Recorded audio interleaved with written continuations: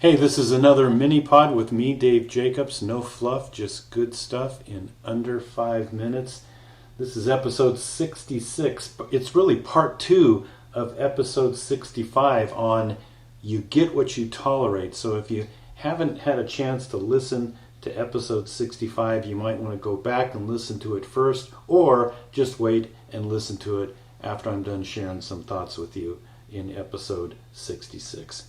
The word tolerate means to allow the existence, occurrence, or practice of something that one does not necessarily like or agree with without interfering with that. So the basic rule in life and ministry is this: you get what you tolerate. Now, sometimes to tolerate something or someone is a sign of wisdom. I mean, you have to choose your battles and choose the best time to go into battle. In situations like this, to tolerate can mean to wait. And sometimes we can jump prematurely into battle. But sometimes we tolerate not out of wisdom, but out of fear, blindness, or laziness. Let's look at those three things. Fear. As pastors, we often tolerate behavior from individuals in our church because we're afraid of what might happen if we stop tolerating said behavior.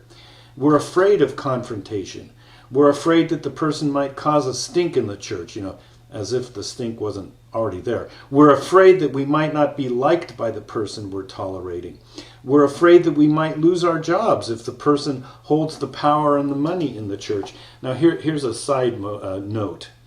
I am more and more convinced that in some situations, the pastor will never be able to lead the way God wants them to lead, or will not be able to have a good shot at turning their church around until the pastor is willing to be disliked and maybe even willing to lose their job over it. So that's fear. The second one is blindness. Sometimes the pastor can just can't see how serious a situation is. I remember one time a pastor was telling me about a man in his church, we'll call him Bob, that was causing a lot of disunity. At one point, the pastor said, "But Dave, Bob basically is a good guy. He really loves the Lord."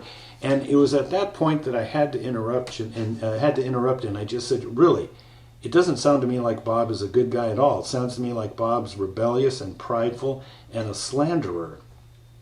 And after an awkward pause, the pastor said, "Yeah, I guess you're right." It was only after the pastor was able to see the situation for what it was that we were able to develop a plan to address Bob. The third thing is laziness. Sometimes we just don't have the energy or drive to address things that need addressing.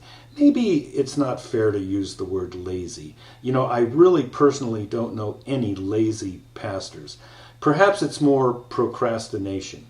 We tend to put off things that we don't like to do. Is this laziness or procrastination? I'll let you decide. But let me finish by asking you, is there someone or something that you're tolerating?